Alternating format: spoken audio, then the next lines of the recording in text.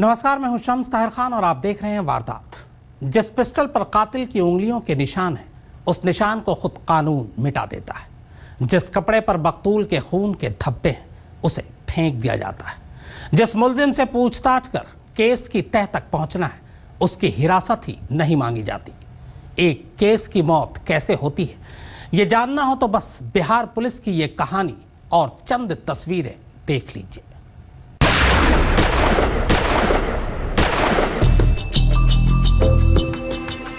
Revolver जो है वो एक एविडेंस है इस केस में, इसको हम लोग बहुत टच नहीं किए। कपड़े यहाँ हैं तो वो लोग वहाँ कर क्या रहे हैं? तमाशा बना के रख दिया।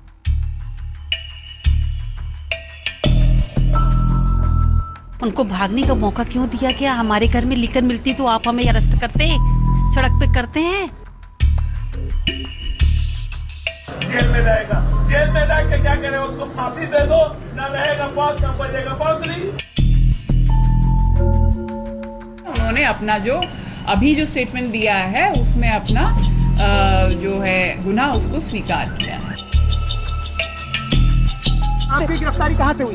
मेरी गिरफ्तारी मैं तो आगे आत्मसमर्पण खुद सरेंडर किया। जी ना हम गोली चलाएं ना कहीं गोली चलाएं, बस खत्म। अच्छा, किस बात को लेकर झगड़ा हुआ? झगड़ा हुआ ही नहीं है भैया, फिर गलत बात, हम यहाँ थे ही नहीं।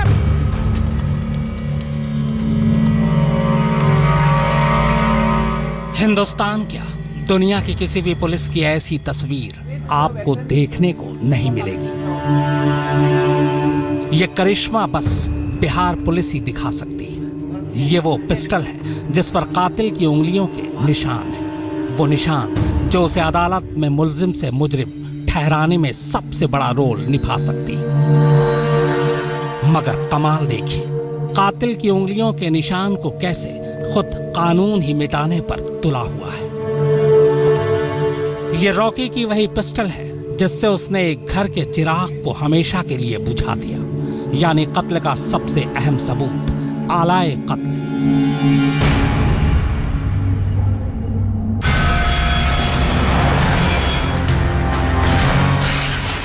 चौतरफा फजीहत के बाद किसी तरह रॉकी जब हाथ आ गया तो बिहार पुलिस ने अपनी पीठ थपथपाने के लिए भरी प्रेस कॉन्फ्रेंस में इस पिस्टल की नुमाइश कर दी। मीडिया को पिस्टल दिखाना गलत बात नहीं है, मगर चूंकि ये इस केस का एक अहम सबूत है तो इसे फॉरेंसिक जांच से पहले अमूमन पॉलिथीन बैग में सील बंद कर रखा जाता है। नंगे हाथों से छूने का तो सवाल ही नहीं उठता। मगर यहाँ ये पुलिस अफसर ये पिस्टल बाकायदा अपने नंगे हाथों में उठाकर दिखा रहा है। अब फॉरेंसिक जांच में इस पिस्टल पर रॉकी की उंगलियों के निशान आएंगे या इस पुलिस अफसर के, इसके लिए अलग से किसी जांच की जरूरत नहीं है। वैसे भी ये तो कैमरे के सामने हुआ तो पकड़ में आ गया। पीछे न जाने अब तक कितनी ही उंगलियों के निशान इस पर छप चुके होंगे। वैसे ऐसा भी नहीं कि बिहार पुलिस को इतनी भी समझ नहीं है। ये मैडम आईपीएस अफसर है, तभी तो एसएसपी है। इन्हें अच्छी तरह मालूम है कि पिस्टल केस प्रॉपर्टी है और इस पर कातिल की उंगलियों के निशान है। इसे छूना मना है।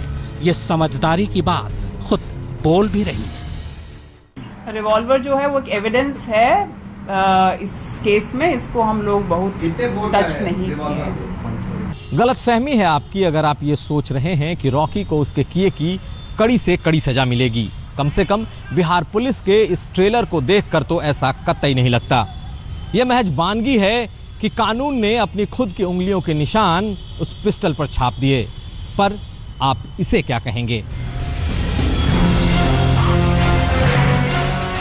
खून से सने ये कपड़े उसी आदित्य के हैं जिसका कत्ल इस पिस्टल से हुआ।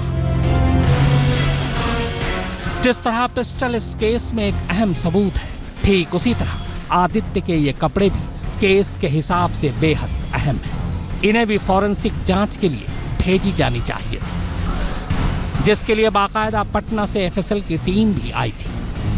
मगर कमाल देखिए, कत्ल के वक्त आदित्य ने जो कपड़े पहन रखे थे, खून से सने वो कपड़े पोस्टमार्टम रूम के बाहर फेंके मिले।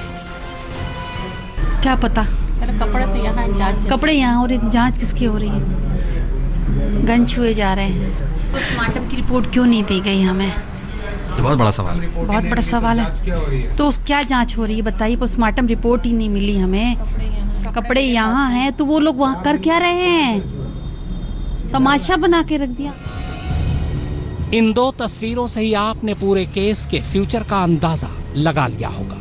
अब आगे जो आप देखेंगे या सुनेंगे उसके बाद बस यही कहेंगे, कमाल है बिहार पुलिस। कैमरामैन नदीम आलम के साथ कुमार अभिषेक, गया आज तक। बिहार की एक दबंग विधायक का माफियापति और उन दोनों का बिगड़ैल बेटा रॉकी यादव, जो जरा सी बात पर 20 साल के एक नौजवान को सरेआम गोली मार देता है, उसी पिस्टल से जो उसके माँ बाप ने उसे दिया था, लाइसेंस के तोहफे के साथ। 3 दिन के जबरदस्त ड्रामे के बाद वही रॉकी यादव किस तरह पुलिस के हाथ आया, जानते हैं। दरअसल इसके पीछे भी एक डील थी। मेरे बेटे को एक भी थप्पड़ नहीं मारा जाएगा, मेरे बेटे को गिरफ्तार नहीं सरेंडर दिखाया जाएगा, मेरे बेटे को पुलिस हिरासत में नहीं रखा जाएगा,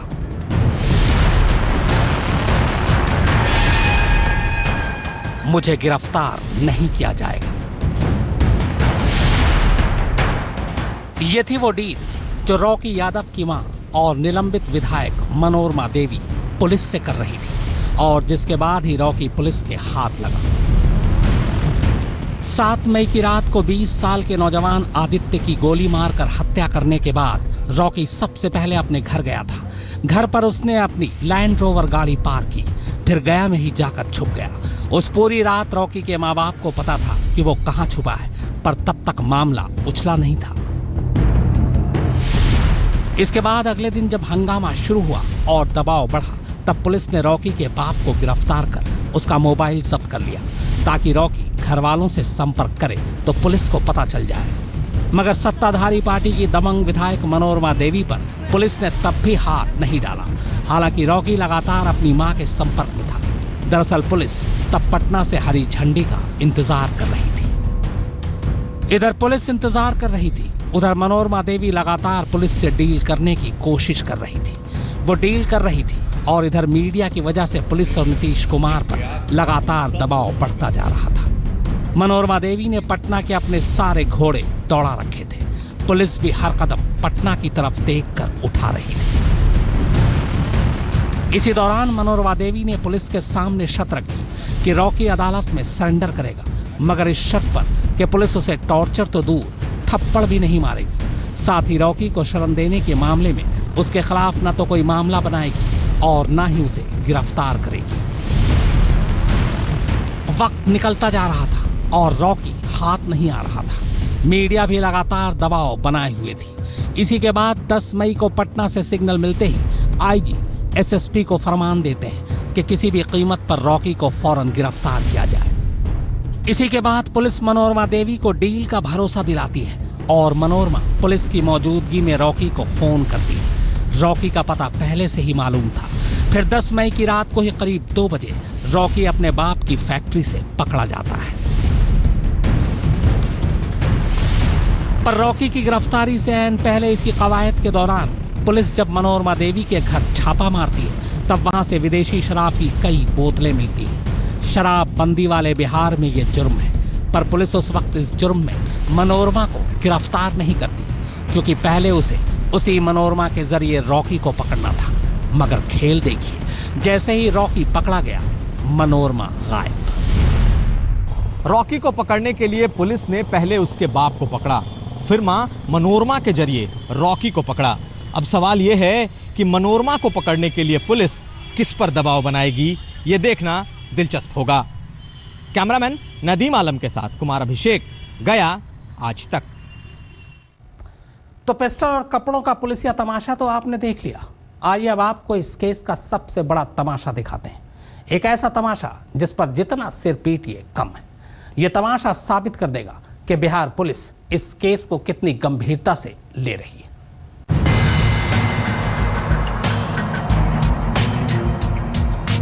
जिस रॉकी यादव को पकड़ने के लिए बिहार पुलिस 3 दिन तक पसीना बहाती रही, वही रॉकी जब उसके हाथ आता है तो सिर्फ 15 घंटे के अंदर वही पुलिस खुद ही उसको अपने से दूर कर देती है। रॉकी यादव को 10 मई की रात 2 बजे गिरफ्तार किया जाता है। इसके बाद दिन में उसे मीडिया के सामने लाया जाता है। आपके बॉडीगार्ड जो साथ में मौजूद थे उसने कहा कि गोली नहीं गोली वो कहा ही नहीं है। फिर शाम 5 बजे यानी गिरफ्तारी के ठीक 15 घंटे बाद उसे अदालत में पेश किया जाता है। तमाशा यहीं से शुरू होता है। दरअसल अदालत में पुलिस रॉकी की पुलिस हिरासत मांगती ही नहीं, यानी इसका मतलब ये हुआ कि पुलिस को पूछताछ के लिए रॉकी की जरूरत ही नहीं थी।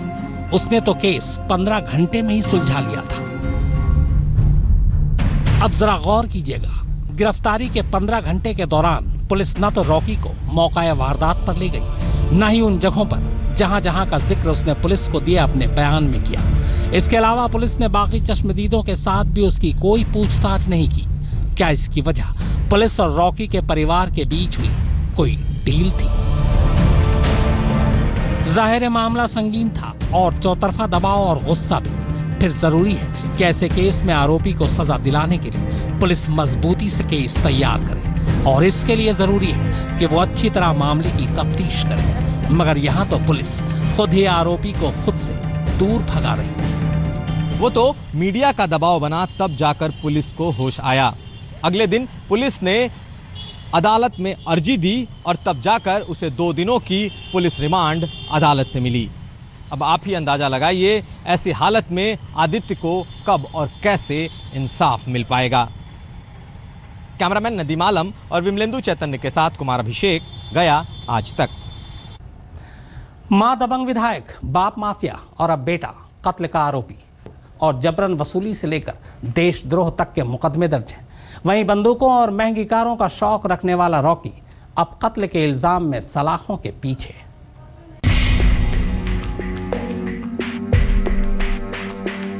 दोनों हाथों में पिस्टल, बंदूकों का जखीरा और पूरी हेकड़ी के साथ दिया गया ये पोज। वैसे तो ये तस्वीरें ही अपने आप में इस बिगड़ेल रईसजादे की पूरी शख्सियत बयान करती हैं। लेकिन सरेराह एक बेगुनाह के कत्ल के इल्जाम में गिरफ्तार रॉकी यादव के चेहरे से सही मायने में नकाब अब उतरा है। बाहुबली एंट्री माफिया का ये बेटा बेशक सधे सियासी अंदाज में खुद को बेगुनाह बता रहा हो, लेकिन कत्ल के इस इल्जाम में घिरने के बाद उसकी इस दलील पर अब पूरे गया शहर में शायद ही कोई ऐसा होगा जो यकीन करेगा। वैसे जब पूरा परिवार ही कानून को अपनी जेब में रखकर घूमता हो तो सच बोलने की हिम्मत जुटाने वाले भी कम ही मिलेंगे। रॉकी को जानने वाले लोग बताते हैं कि वो शुरू से ही अपने बाप के नक्शे कदम पर रहा है। ये और बात है कि अब तक उसके खिलाफ कोई संगीन मुकदमा दर्ज नहीं था। रॉकी को भी अपने बाप की तरह ही हथियारों से मोहब्बत है और हाई एंड कारों से। दिल्ली यूनिवर्सिटी से पढ़ाई करने वाला रॉकी दिल्ली के राइफल क्लब का मेंबर भी है, लेकिन राइफल से मोहब्बत करते करते वो शायद ये भूल गया कि राइफल का शौक रखना और शौक में किसी की जान ले लेना दोनों अलग बातें हैं। कुमार अभिषेक, गया आज तक।